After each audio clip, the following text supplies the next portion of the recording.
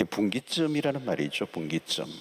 어떤 여러 갈래 가다 보면 여러 갈래로 갈라지는 곳에서 어떤 것을 선택하느냐에 따라 전혀 다른 길이 열리게 되죠. 분기점. 우리의 인생을 살다 보면 이 분기점을 많이 맞게 됩니다. 이스라엘 역사도 마찬가지예요. 많은 분기점들이 있었습니다. 특별히 이스라엘 역사에 애굽에서 홍해로 또 광야로 그리고 요단강을 건너서 가나안까지 가는 이스라엘이 노예 생활에서 그 청산을 하고 홍해를 건너가고 또 광야 생활을 하죠. 그리고 요단강을 가고 가나안을 가는 이 모든 것들이 이스라엘 역사의 분기점이었습니다. 이 거대한 사건들이 분기점을 이루게 되죠. 요즘 코로나 팬데믹도 분기점인 것 같아요. 이 역사에 굉장히 중요한 어떤 시점에 우리가 이르러 있습니다. 우리가 원하든 원치 않든 이제 새로운 시대로 가는 거죠. 혼돈에 더 빠질 것인지 아니면 또 새로운 길을 찾아갈 것인지 더 악화될 것인지 더 좋은 기회를 찾게 될 것인지 이것을 분기점이라고 볼 수가 있습니다. 그러니까 분기점을 어떻게 통과하느냐에 따라 달라진다는 거죠. 그래서 이스라엘 역사에 이 요단강, 홍해 이건 매우 중요한 여정의 상징적인 의미가 있습니다. 이 요단강 너머에는 다른 세계가 있죠. 그런데 가나안은 한 번도 밟아보지 못한 땅이에요. 미지의 땅입니다. 약속은 받았지만 한 번도 발로 밟지 못했던 그 땅, 그것이 이 가나안 넘어 있는 것이죠. 자, 이스라엘 백성들이 광야를 청산하고 가나안에 입성 직전의 장면이 오늘 본문에 있습니다. 이스라엘 백성들이 요단강 앞에 이제 선 것이죠.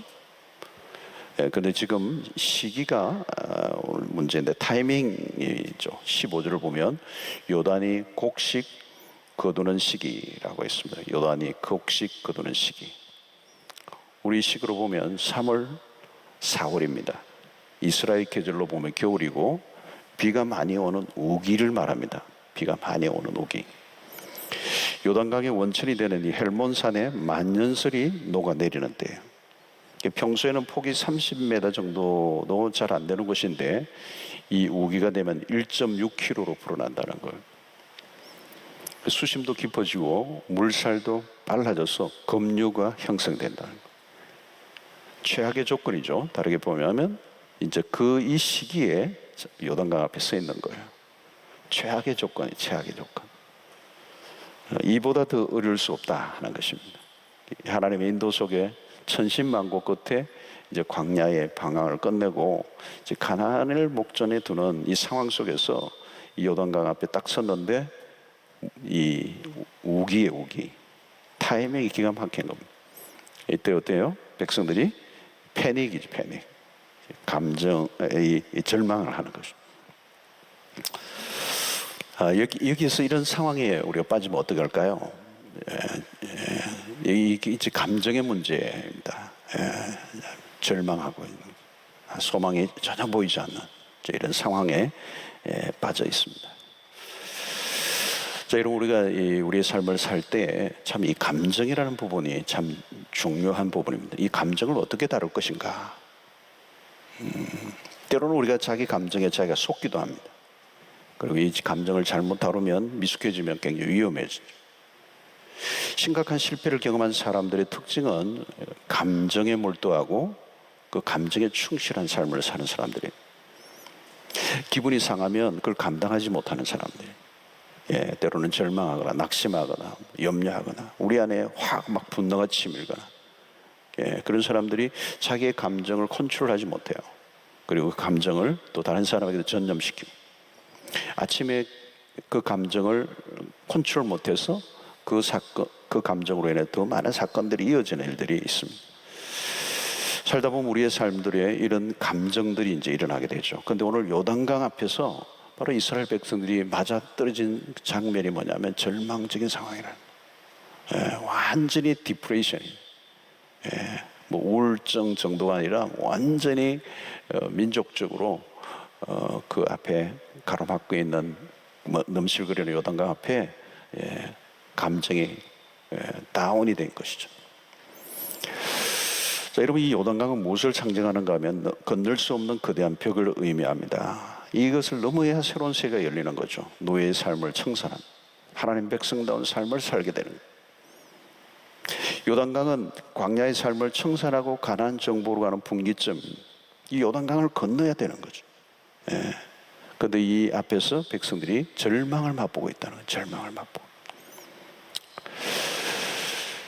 자, 여러분, 하나님의 인도로 이스라엘 백성들이 여기까지 왔는데 지금 심각한 상황에 도달했다는 거죠.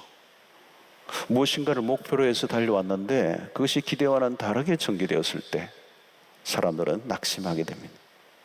감정이 고갈되고 깊은 절망을 맛보고 바닥에 드러눕고 싶은, 다리에 힘 빠지고 살고 싶지 않은 그런 상황에 부딪힌 것입니다. 이스라엘 백성들 안에 얼마나 깊은 탄식이 나왔겠습니까? 그 넘실거리는 그 1.6킬로에 걸쳐져 있는 그 거대한 것들이 막 출렁이고 있는데 그 파도 소리, 그 넘실거리는 그 풍랑 앞에 백성들이 탄식이 나온 것이죠. 불가능하다는 것, 이 절체절명의 순간에 놓여 있는 것입니다. 자, 여러분, 우리가 사는 동안에도 이런 일들을 많이 당하게 됩니다. 어려움이 반복되는, 어디론가 탈출하고 싶고 돌아가고 싶지만 돌아갈 수 없는, 전의를 완전히 상실하게 되는, 힘들고 어려워도 용기가 남아있으면 문제는 달라요. 근데 용기까지 다 사라지고 두려움으로 가득 채워져 있는 이런 상황. 우리 삶은 이 위기의 연속입니다. 이 코로나가 아니래도 우리는 또 다른 어려움이 있어요. 다양한 사건, 코로나로 요즘 어렵지만 코로나가 일어나기 전에도 이미 삶 속에 수없는 풍랑들, 거센 물결들, 휘몰아치는 사건과 사고와 문제들과 우리가 기대하지 않았던, 원치 않는 방향으로 인생이 계속 흘러가는 거예요.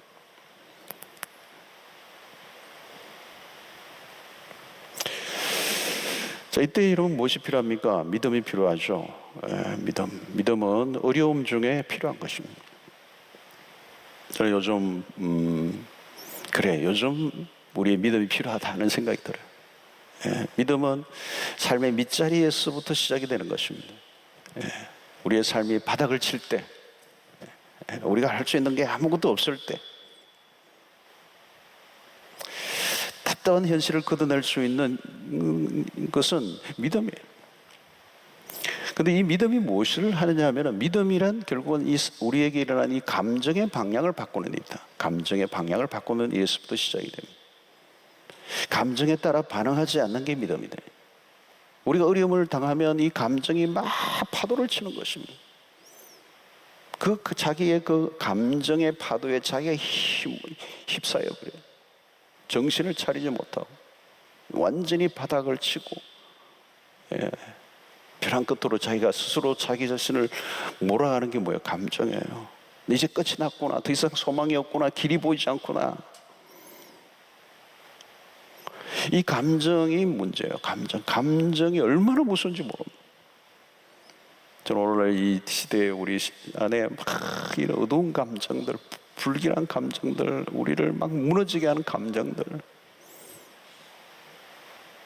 여러분, 믿음이 뭐냐? 감정에 따라 반응하지 않는 게 믿음. 믿음은 감정에 끌려가지 않습니다. 도리어 감정의 방향을 바꿔놓는 것. 누구나 어려운 일이 일어나면 첫 번째 반응이 절망과 낙심이잖아요. 우리의 삶이 감정에 기초하면 어디로 흘러갈지 알 수가 없어요. 감정은 종잡을 수 없는 곳으로 흐를 가능성이 높습니다. 특히 오늘날은 이 사람들이 감정적인 것에 영향을 많이 받아요. 그리고 자기 감정을 매우 중요하게 여깁니다. 자기 감정에 충실히 따르는 시대예요. 그래서 우리는 어떤 결정을 내릴 때 감정이 우선이 되는 겁니다. 무엇인지 정확하게 설명하기 어려워도 근데 나는 싫다는 거예요. 자기 감정의 지배를 받고 살아가면 그것이 일종의 습관이 되고, 자기의 감정의 영향을 받으며 살아가는 그것이 습관화되면 그 삶은 어떻게 될지 알 수가 없어요. 그래서 1장에서 여호수아 1장에서 뭐라고 했습니까? 하나님이 여호수아에게 강하고 담대하라, 두려워하지 마라. 이 감정의 문제거든. 앞으로 너의 가는 길에, 가나안으로 정복하는 길에 많은 일들이 일어날 때 두려워하지 말라는 거죠. 담대하라는 거죠. 그 말은 뭘까요? 믿음으로 살아가는 사람은 자기의 감정을 따라 살아가지 않는다. 자, 근데 여러분, 이것이 어떻게 하면 가능하냐면, 감정을 바꾸려 하면 생각이 중요해요. 생각이 중요합니다. 감정은 생각에 의해 통제될 수 있어요. 생각을 바꾸면 감정은 얼마든지 변화될 수 있어요. 무엇을 생각하느냐에 따라 감정이 생긴다는 거죠. 그 생각하는 것은 굉장히 중요한 것입니다. 세상에 일어난 일들에 대해서 내가 어떻게 해석하느냐, 혹은 내가 어떤 관점으로 그것을 바라보느냐. 어떤 사람이 열심히 무엇인가를 위해 기도했는데 어려운 일이 닥쳤어요. 두 가지 반응이 나와요. 그래, 기도해도 소용없어. 하나님이 언제 내 기도 들어준 적 있나? 그런 어떤 사람은 기도했는데도 어려운 일이 계속되는 것은 분명히 하나님의 뜻이 있을 거야.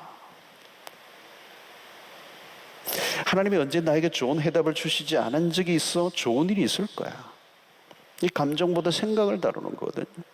최악의 상황에서도 좋은 생각을 하는 연습. 그래서 내가 어떻게 생각하느냐, 여기에 영향을 주는 것이 바로 믿음이라는 거예요. 우리가 생각하는 게 현실이 됩니다.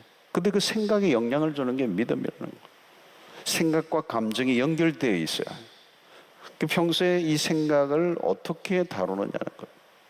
여러분, 믿음의 사람들은 생각이 달라요. 생각이 달라. 생각하는 게 달라요. 생각에 영향을 계속 주는 게 믿음이기 때문에 그 믿음이 상황과 모든 것을 긍정적으로 해석하게 만든다. 우리 성경의 믿음의 사람들의 모습들이 그거죠. 상황이 최악의 조건이었지만 그들은 하나님의 관점에서 그 사물과 사건을 해석하는 능력을 갖고 있어요. 바른 생각, 적극적인 생각을 갖고 있어요. 긍정적인 생각을 갖고 있어요. 여러분, 믿음을 가지고 있으면요, 부정적인, 네거티브한, 시니컬한 쪽으로 흐르지 않아요. 뭔가 어떤 사람은 계속 부정적이고 소극적이고 어두운 면을 자꾸 보는 사람들이 있어요. 그 믿음의 모습이 아니에요. 여러분, 생각의 변화가 믿음 생활에서 핵심 중에 하나입니다. 믿음이 우리의 생각을 바꿔놓는 겁니다. 어떤 상황이 닥쳐도 우리는 그게 하나님의 개입과 역사와 통치와 섭리와 다스림을 믿기 때문에 긍정적으로 해석하는 거예요. 믿음은 생각의 혁명을 일으킨다고 그러잖아요. 매우 적극적이에요. 그리고 매우 창의적이다. 우리 많이 들었던 얘기잖아요. 아프리카에 가서도 어떤 사람은 신발 사업을 하러 간 사람이 아프리카 전부 다 신발 벗고 다니니까 한 켤레도 안 팔리겠다. 신발도 안 신고 다니는데 어떻게 이 신발 장사를 하겠네. 근데 다르게 생각하니까, 이야, 이 사람들 다 벗고 다니니까 이 신발 장사 진짜 잘 되겠다. 이 생각이 얼마나 다른 거예요. 우리가 늘 그러지만 정말 물이 반컵밖에 없네, 반이나 있네. 이 차이가 어마어마하게 큰 거예요. 어마어마하게 큰 거예요. 생각이 아주 별거 아닌 것 같은데 어마어마한. 얼마 전에 마가복음에서 살펴봤던 것처럼 중풍병자의 그 친구들 말이죠. 그들의 믿음을 보시고, 그 믿음이 뭐예요? 굉장히 적극적인 거예요. 그 중풍병자를 데리고 가는데 사람들이 많아 들어갈 수 없으면 끝난 거예요. 이 정도 했으면 했지만 그건 포기하지 않는 거예요. 멈추지 않아요. 길이 있다는 거예요. 길이 있다는 거예요. 반드시 길이 있다고 생각하니까 길이 있는 거예요. 그 생각이 올라가게 한 거예요. 그들의 믿음은 적극적인 행동이었다. 포기하지 않았다는 거예요. 저는 요즘 이 코로나에 이제 할 수 있는 일이 점점 없어지는데도 분명히 길이 있을 거예요. 이 가운데서도 할 일이 있을 거예요. 살 길이 있을 거예요. 네. 어려움 가운데서도 정말 길을 찾아내는 사람. 요즘 많이 부르는 찬양 그거 너무 은혜롭대요, 그죠? Waymaker. 사실 오늘 같이 부르려고 했었는데 사람도 없고 뭐 그 불렀다가는 독창할 실력도 안 되고. 여러분, 그들은 친구들이 주저앉지 않아요. 물러서지 않아요. 쉽게 낙심하지 않아요. 요단강 앞에 선 거와 마찬가지거든요. 넘실거리는 그 거대한 물결 앞에 도무지 갈 수 없는 것 같은 그 상황인데도 이 중풍병자의 친구들은 지붕 위에 올라가는 거야. 지붕을 뜯어내는 거야. 믿음의 사람들은 생각을 바꾸는 거야. 굉장히 크리에이티브하고 아주 적극적, 긍정적인 생각. 운명론에 빠진 사람들이 많죠, 여러분. 이 종교적 영향이 참 많아요, 여러분. 이 서구의 기독교의 기독교가 들어가 있는 곳에는 굉장히 뭐 종교 교육가들도 마찬가지고 이 청교도 정신도 마찬가지고 굉장히 적극적. 그러니까 문명이 꽃을 피운 거예요. 이 불교나 이런 이쪽에 보십시오. 얼마나 그렇게 염세적이고 폐쇄적이고. 예. 윤회사상가 이런 그런 거잖아, 그런 거. 그대로 막 쉽게 포기해 버리잖아. 이번 생은 아닌가 봐, 뭐 이런 거.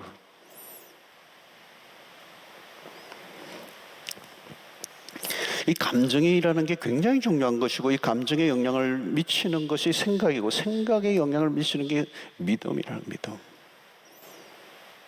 그 생각이 결국은 무엇으로 바꾸는 것입니까? 행동으로 이어지게 된다. 행동으로. 힘들어지고 위기가 계속되고 생각하는 대로 아무것도 이루어지지 않을 때라도 하는 일을 계속해야 돼요. 이게 행동. 믿음은 감정을 생각으로 통제하는 훈련을 하는 것이죠. 동시에 믿음은 악조건 속에서 행동을 멈추지 않는 것. 힘들 때 믿음으로 가던 길을 계속 걸어가는 것. 자포자기는 믿음의 행동이 아닙니다. 감정에 끌려가지 말라는 거죠. 믿음으로 계속 걸어가라. 이 행동은 의지적 실행력을 의미합니다. 코로나로 인해 모두가 힘들어져 있어. 인생이 본래 힘든데 더 힘들어진 거예요, 여러분. 정말 우리 인생이 얼마나 힘들어요. 그냥 살기도 힘든데 코로나까지 왔으니까 얼마나 힘들어요. 정말 힘들죠. 막 피곤하고 사람들이 막 짜증이 나고 막 분노가 있고 막 꽉 분노가 지금 차 있어요. 이런 잘못하면 요즘 큰일 나요, 큰일 나. 뭘 하려고 해도 할 수 없는 꽉 이게 스퀴즈 된 거. 여러분, 이때 믿음이 필요한 것입니다. 우리가 모든 것이 잘 돌아갈 때는요, 내가 믿음으로 사는지 아닌지를 잘 몰라요, 사실은. 평소에 별일이 없을 때는요, 믿음이 별로 필요 없어요. 상식으로 그냥 살면 되는 겁니다. 내가 그냥 되는 거예요, 그냥. 평소에는 믿음이 별로 필요 없어. 그런데 어려울 때에 믿음이 필요한 겁니다. 그래서 어려운 시절을 보낼 때에 믿음이 작동되고 있는가 아닌가를 알 수가 있어요. 그죠? 여러분, 우리가 그동안은 참 편안하게 신앙생활을 해왔던 부분도 많아요. 또 우리 수영동에서 은혜로 생활하고 뭐 편안하게 생활하고 막 찬양하고 예배하고 뭐 그래서 내가 믿음이 있는 줄 알았어. 근데 어려움이 생기니까 막 바닥을 치는 거야. 그럼 이 믿음이 없는 거예요. 믿음이 있는 줄 알았지. 어려움이 오면 마구 흔들리는 사람들, 믿음이 없이 살아온 거예요. 어려움이 왔을 때 믿음이 있는지 없는지 하는 거. 여러분, 지금 우리는 믿음을 테스트 받고 있는 거예요. 뭐 그냥 곤두박질을 치면 믿음이 없는 거예요. 어려움이 와도 딱 버텨야 되는 거. 그게 믿음이죠. 상황은 언제나 자기 마음대로 왔다 갔다 하는 거예요. 어떤 면에서. 파도처럼 물결처럼 치는 겁니다. 요즘 송정에 서핑 많이 하잖아요. 파도가 막 치는 거예요. 근데 서프들은 파도를 타는 거예요. 파도를 타는 거예요. 그 재밌는 얘기 하더라고요. 서퍼들이 자기가 타야 될 파도를 안 돼요. 탁 오는 거. 아무 파도나 타는 게 아니거든요. 여러분, 요즘 믿음을, 어려운 때에 믿음을 증명해 보여야 될 때야. 믿음은 이론이 아니고 행동으로 증명해야 된다. 알고 있는 것만으로 안 된다는 거예요. 실행해 보아야 된다. 그래서 어떤 면에서는 오늘 우리 시대가 굉장히 정직해지는 시대예요.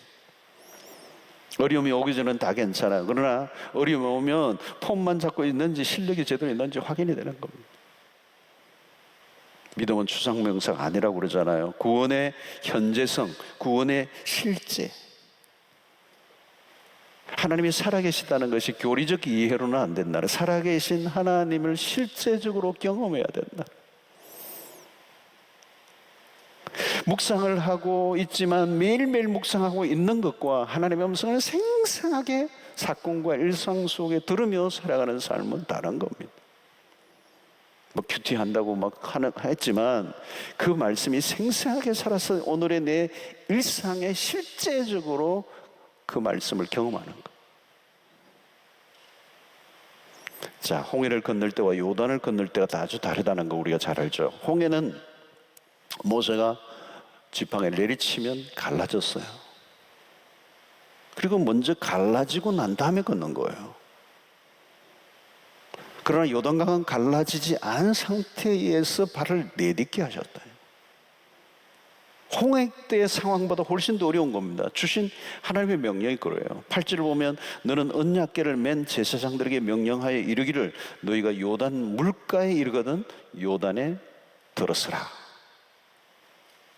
여기 보니까 요단 물가에 이르거든 물가에 들어서라는 거예요. 근데 이 물가가 뭐예요? 지금 한참 물이 범람할 때 하나님은 먼저 강물을 멈추게 할 때니 들어서라는 말이 아니에요. 넘실거리는 물가로 들어서라. 모든 것이 다 되어 있는 상황에서 순종을 요구하지 않습니다. 하나님은 전혀 상황이 아닌 듯한 그런 때에 순종을 요구하시는 거예요. 하나님은 우리가 입만 벌리면 밥이 들어오도록 하시지 않았어요. 앞이 깜깜한 상황에 몰아넣으셨어요. 하나님 도대체 이렇게 해놓고 나보고 헌신하라 하십니까? 순종하라 나를 따라오라고 해놓으시고 이런 상황을 펼치시니 이해가 안 됩니다. 어느 정도 해놓으시고 나에게 요구하셔야지 이러시면 안 되죠.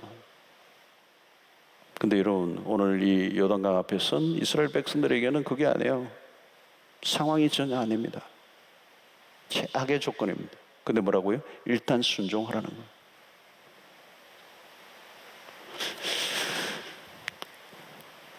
하나님의 인도를 받고 나아갈 때 매우 위험한 일들이 많이 닥쳐요. 아찔한 순간들을 맞게 되는 거죠. 여러분 기적은 그냥 일어나지 않습니다. 가장 위기의 순간을 지나가야 되는 거예요. 물결이 넘실거리는 곳으로 발을 내딛는 순간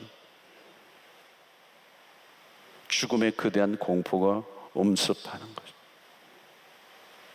발을 내디딘 다음에 장면을 하나님이 보여주지 않아요. 그냥 돌진해 물로 들어가라는 거죠. 하나님 우리를 그런 막다른 순간으로 몰아가실 때가 있습니다. 하나님이 보시려 하는 게 뭘까요, 여러분? 그게 믿음이죠. 행동하는 믿음, 말잔치가 아닌. 여러분 행동하기 전에는 아직 믿음이라고 할 수가 없는 거죠. 우리가 잘 아는 데살로니가전서 5장 16절로 18절에 보면 항상 기뻐라, 쉬지 말고 기도하라, 범사에 감사하라. 여기서 우리가 인상적인 것은 항상 쉬지 말고 범사, 이 대목이죠. 이건 뭐냐면 감정이 아니고 의지를 강조하는 거예요. 감정으로 기도할 마음을 기다리고 있지 말라는 거예요. 감정으로 기뻐할 환경을 기다리고 있지 말라는 거예요. 감정으로 그냥 감사할 만한 조건과 환경을 기다리지 말라는 거예요. 의지적으로 그런 마음이 전혀 없어도 힘들어도 항상 쉬지 말고 범사에 반복이죠. 이건 지속적으로 여러분 무엇인가 이런 영적인 우리의 행동은 자기와의 싸움이에요. 자기의 싸움. 요즘과 같은 때 참 신앙생활이 얼마나 어려운 때입니까? 얼마나 어려운 때. 저는 요즘 기도하면서 이 보통 일이 아니다. 보통 일이 아니다. 우리 성도들이 많고 어떻게 다 케어가 안 되는데 이 코로나 시대에 어떻게 목양을 해야 하는지, 뭐 한국 교회도 그렇고 우리 교회도 그렇고 해외 이민 교회도 요즘 소식 들어보니까 정말 힘들다는. 이 자칫하면 영적인 위기를 지금 우리가 맞을 수 있는 거죠. 주변의 상황이나 모든 게 너무도 산만해요. 또 이슈도 얼마나 많아요. 신앙 하나만 붙잡고 하기도 힘든데 수없는 이슈들이 지금 어떤가요? 쉽게 감정이 다운되는 거예요. 기도의 자리로 나가기가 어려워요. 이게 뭐예요? 포기하지 말라는 거죠. 계속 하래. keep going 하라는 거예요. 네. 영적인 시간과 공간을 스스로 확보하고 기분이 좋든 나쁘든 분위기가 되든 안 되든 우리의 믿음의 행위를 반복적으로 계속하라는 거죠. 저는 창세기 22장에 아브라함이 100세의 난 아들을 모리아의 제단에 바칠 때 심정이에요. 아들을 제물로 드리는 제사. 여러분 그런 예배를 드리고 싶겠어요? 여러분 아들을 바치는 예배. 주일날 예배할 마음이 있었겠어요? 여러분 자기의 모든 걸 다 바친다고 생각해요. 마음이 얼마나 심란했겠습니까? 하나님을 그 마음 깊은 곳에서 밀려오는 하나님에 대한 섭섭한 원망의 마음을 누르는 게 얼마나 힘들었겠어요, 여러분. 말씀이 이해가 안 되는데 사흘 길을, 그죠? 사흘 길을. 창세기 20장에 보면 사흘 길을 걸어가거든요. 그 제물로 바칠 아들을 데리고 말이에요. 여러분 예배할 마음이 없어도 예배해야 돼요. 감정과 상관없어요. 지금 상황에 끌려 행동하지 않는 거죠. 진정한 예배자로 나가는 거예요. 그의 마음은 깨어지고 애통하고, 그렇지만 그런 하나님 앞에 단을 쌓는 거예요. 이게 행동이죠. 이게 믿음이죠. 믿음에 행동하는 것이 감정이 아니에요. 행함이 없는 믿음은 믿음이 아닙니다. 그냥 행함이에요. 어떤 일을 도중에 중단하지 않고 계속 할 수 있게 하는 힘, 그게 믿음이에요. 요즘 어려워도 계속 기도하는 사람들.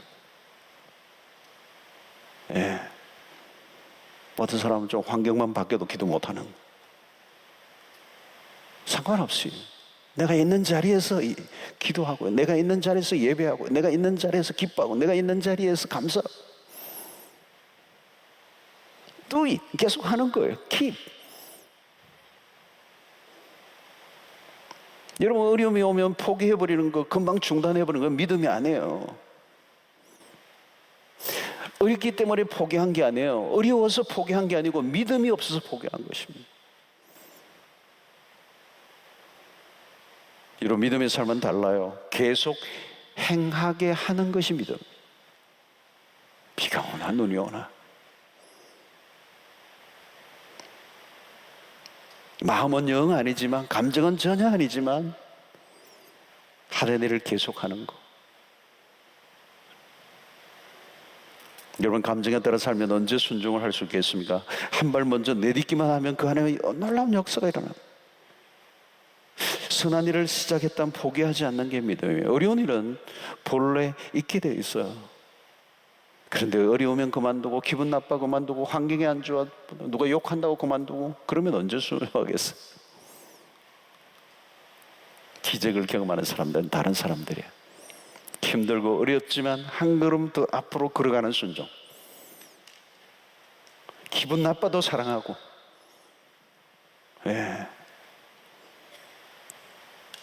아침에 기분 나빠도 아침에 밥을 하고 남편에게 아침밥을 차려주고, 기분 나빠도 저녁에 꽃 사오고, 우울해도 감사함으로 찬양표 찬양하는 거예요. 우울해도 부르는 거예요. 여러분, 기도 응답이 없어도 기도하는 거예요, 여러분. 예. 아무 일도 일어나지 않아도 기도하는 거예요. 감정대로 살지 않는 겁니다. 여러분, 승리하는 사람들은 감정대로 살지 않아요. 말씀으로 다져지고 훈련된 이 감정, 힘이 있는 겁니다. 엄청난 힘이 있는. 이 감정은 그대로 야생마 같아요. 그냥 오리지널한 감정은 야생마 같아요. 그런데 말씀으로 다져진 훈련된 감정, 이건 굉장한 거예요.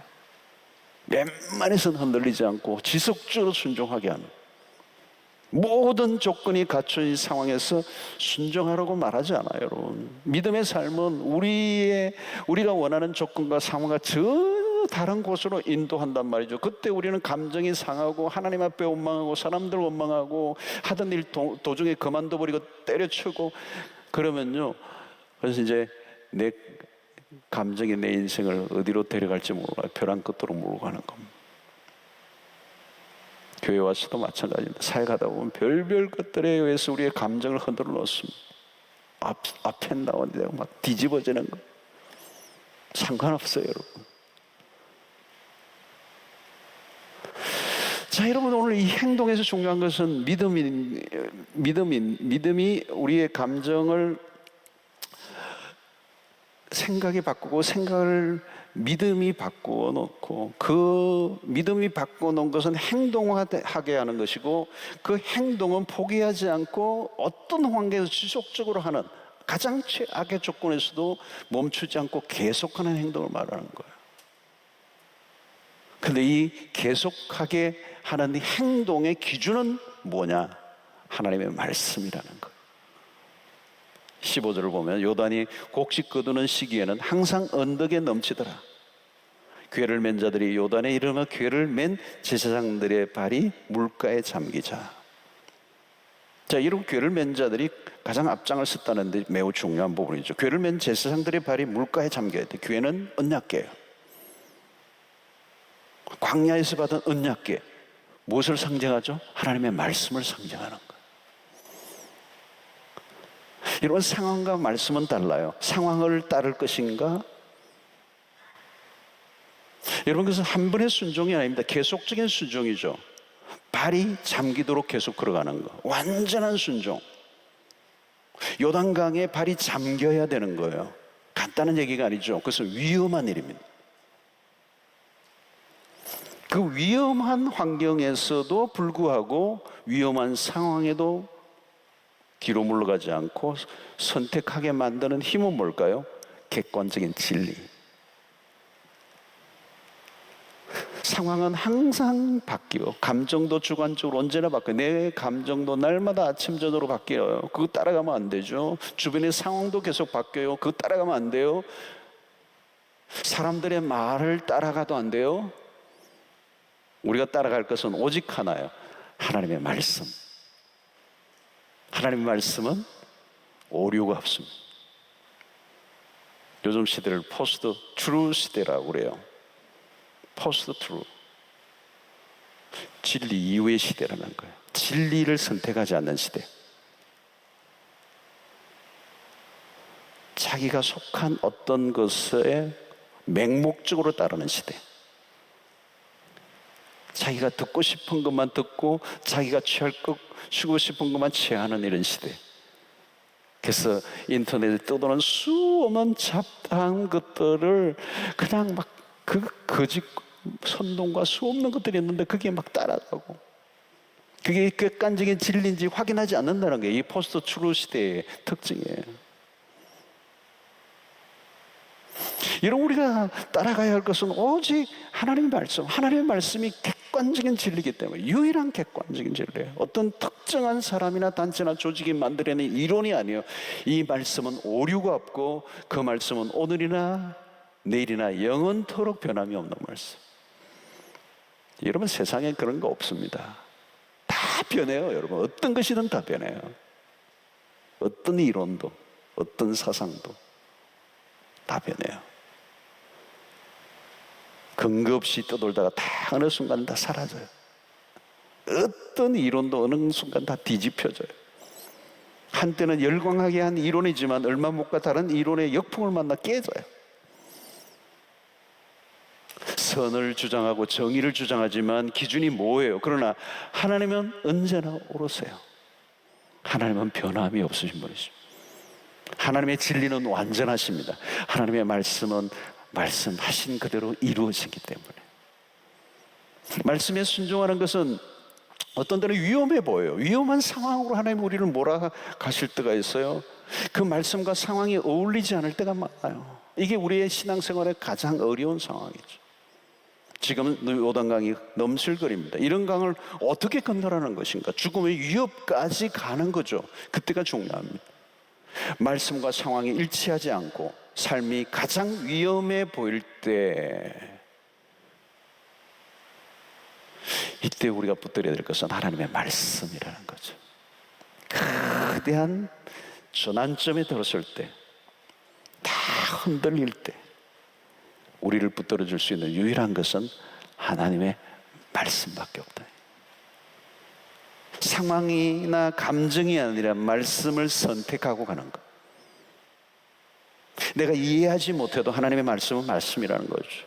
하나님의 말씀은 우리의 이해를 넘어서는 것입니다. 온전한 순종은 이해의 이성의 죽음을 선언해야 가능합니다. 사실 이 요단강을 건너가는 것은 죽음을 의미하는 거죠. 자아의 죽음, 자신의 완전한 죽음을 의미하는 거예요. 요단강으로 들어가는 일은 가나안은 아무나 들어가는 게 아니에요. 완전한 죽음을 통과한 사람들, 자기 마음대로 살고자 하는 삶의 방식이 죽은 사람들, 과거의 자신과 결별을 해야 이 분기점을 넘어가는 것입니다. 온전한 순종할 때 그 말씀이 이루어져요. 순종하지 못하면 말씀의 성취를 볼 수가 없는 것이죠. 그래서 오늘 16절에 보면 어떤 일이 납니까? 곧 위에서부터 흘러내리는 물이 그쳐서 사르단에 가까운 매우 멀리 있는 아담성을 변두리에 일어나 한 곳에 쌓이고, 아라바의 바다 여매로 향하여 흘러가는 물은 온전히 끊어짐에 백성이 여리고 앞으로 바로 건널세. 자, 말씀이 온전한 순종할 때 어떤 역사가 일어납니까? 흥미로운 동사들이 나오죠. 위에서부터 흘러내리던 물이 그쳤다는 놀라운 일이 일어났어. 아담 성읍 변두리에 일어나 한 곳에 쌓였다는 물이, 아라바의 바다 여매로 향하여 흘러가던 물은 온전히 끊어짐에, 와, 이런 놀라운 역사가 일어났어. 그리고 그들은 여리고로 직행을 합니다. 있을 수 없는 일이 일어난 거죠. 요단강을 건너 가나안으로 들어가는 역사적인 사건이 일어납니다. 여러분, 우리는 여기에서 이 신명기가 강조하는 이 순종이라는 것, 우리가 잘 알죠. 여호수아서에서도 이 정복의 과정, 이 순종을 요구하는 것입니다. 믿음의 순종. 1세대들이 방황이 끝이 나고 그토록 그리던 가나안 땅을 밟는 역사적 사건이 이루어지는 장면입니다. 오랫동안 미완성으로 남아있던 미지의 사건이 성취되는, 이제 하나님의 선민으로 진입하는, 구체적으로 진입하는 사건이에요. 이것이 바로 요단강에 발을 담그는 순종을 통하여 일어난 것입니다. 죽음을 담보한 철저한 순종, 철저한 순종.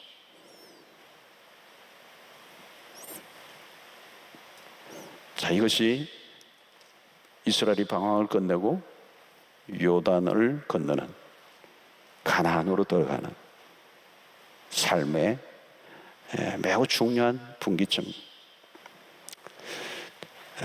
죽음을 담보한 생명을 건 순종. 그동안 이스라엘은 불순종의 길을 걸어왔어. 겉으로는 순종처럼 보였지만 반쪽 순종들이 많았어. 온전한 순종이 아니었어.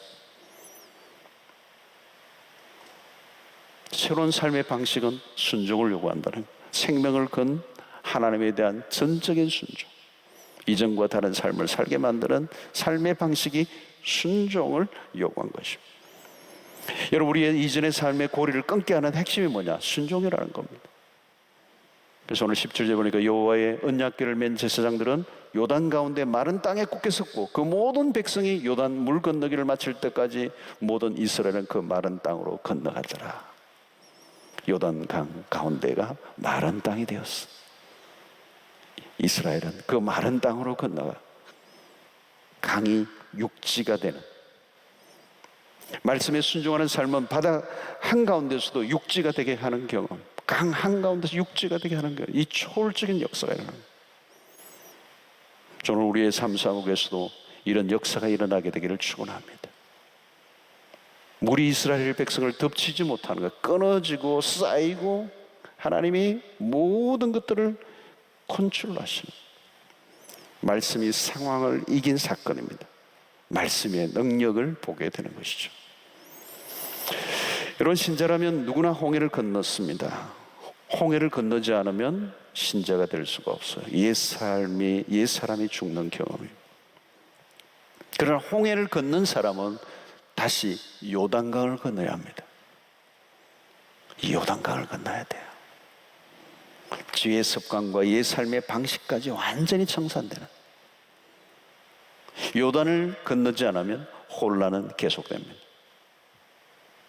신자의 삶인데 무엇인가 매여있는 과거의 연속선상에 있는 거죠. 이스라엘 백성들이 그 오랫동안 광야를 돌고 돌았던 이유가 바로 그거예요. 이 온전한 순종이 없었던 거. 오늘 이제는 또 하나의 분기점, 홍해를 애국과의 분리라면 요단강은 광야와의 분리예요. 광야를 청산하는 것. 옛 삶으로부터 나온 것이 구원이라면 그 이후에 나아갈 삶의 방향과 목적은 구원의 풍성함입니다.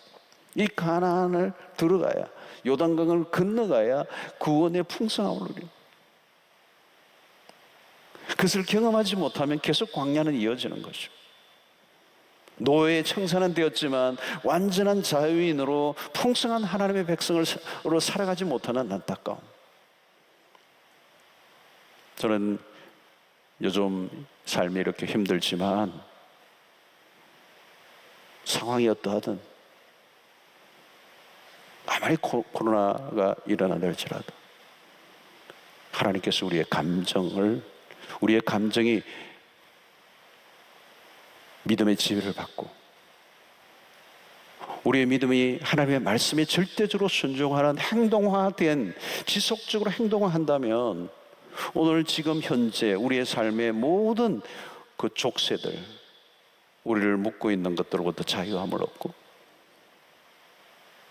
노예의 청산뿐만 아니라 이 요단을 건너 주어지는 하나님의 풍성한 가나안의 삶을 사는, 구원이 오늘 지금 현재적으로 이루어지고 그 구원의 풍성함을 계속 넓혀가는, 쪼그라들지 않고 매여있지 않고 구속당하지 않고 내 감정에 매이지 않고 상황에 매이지 않고 눈에 보이는 것에 얽매이지 않고 치고 나가는. 여러분, 광야의 삶은 어떤 것이요? 늘 혼란이에요. 혼란. 늘 무질서예요. 실패의 반복이에요. 실패의 반복. 그러나 이제 하나님이 우리에게 허락하신 구원의 삶은 그런 게 아니잖아요. 우리가 생각하는 것보다 훨씬 더 풍성한. 여러분, 우리가 세상의 사람들이 오늘 그리스도인들을 어떻게 바라보고 있을까? 궁금하지 않으세요, 여러분? 세상의 사람들이 그리스도인들을 바라볼 때, 와, 저렇게 사는 거구나. 와, 삶이란 저런 거구나. 저런 인생이 있는 거구나. 멋있다. 우리의 구원을 보여줘야 돼. 구원. 그 구원의 광대함, 그 구원의 풍성함. 코로나 시대에 웃을 일도 없고 기뻐할 일도 없고 그냥 막 터지는 것이 하나도 없는 이 시대 속에서도 여전히 동일한 상황과 환경에 있음에도 불구하고 여전히 그렇지만 뭔가 다른 삶의 모습들, 그게 구원 아닐까요, 여러분? 구원의 삶 아닐까요? 구원의 실제 아닐까요? 지금 이곳에 우리와 함께 하시는, 마른 땅같이 지나게 하시는, 그 최악의 조건 상황에 몰아가셨지만 거기에서 놀라운 하나님의 새로운 역사를 열어가시는 하나님. 여러분, 상황은요 언제나 우리가 기대하는 것처럼 최상의 환경으로 오지 않아요. 중요한 것은 지금도 실제하시고 살아계시는 그 임재하시는 하나님과 함께 그 그친 물결이 치고 있는 그 바다에 말씀으로 내 발을 내딛고 나아가는 절대적 순종을 하게 될 때 우리가 상상하지 못하는 놀라운 기적과 역사들이 우리의 삶 속에 펼쳐지는 그런 일들이 오늘 또 우리에게 일어날 수 있는 거죠. 여러분, 우리가 이 분기점인 것이죠. 하나님의 백성들이 분기점입니다. 구원받은 백성으로서 나는 여전히 광야에, 구원받았음에도 불구하고 여전히 광야에 아직 있느냐. 이 광야를 청산해야 되는데 이 광야를 청산하고 가기 위해서는 이 요단강을 건너야 되는 거예요. 요단강을 건너야 되는 거예요. 네 삶을 완전히 청산하고 그 노예적 삶을 다 청산하고 노예적 정신을 다 청산하고 하나님의 백성으로 살아가기 위한 절대적으로 요구되는 게 뭘까요? 완벽한 순종이에요. 그 순종은 결국은 자아의 죽음이에요. 내 안에 있는 우상이 깨뜨려지고 하나님 말씀 앞에 생명을 거는 전적인 순종을 할 때 오늘도 기적은 일어나고 홍해는 요단강은 갈라지고 가나안이 우리의 삶에 펼쳐지는 이전에 한 번도 살아보지 못했던 놀라운 삶이 오늘 또 우리에게 일어날 수 있습니다.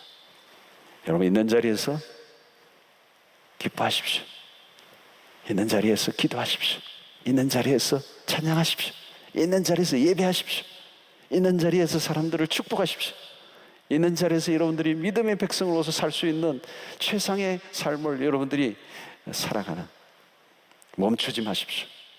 걸음을 내딛으십시오. 앞으로 내딛으십시오. 상황이 아무리 힘들고 어려워도 내딛고 앞으로 나아가면, 그 말씀을 믿고 나가면 그 말씀이 능력이고 말씀이 기적을 일으키고 말씀이 우리를 새로운 세계로 인도해 주시리라고 믿습니다. 그래서 어느 때보다도 우리는 그 말씀에 귀를 기울이고 말씀에 초점을 두고 말씀에 전적으로 의존하는 삶을 살아가시게 되기를 주의 이름으로 축원합니다.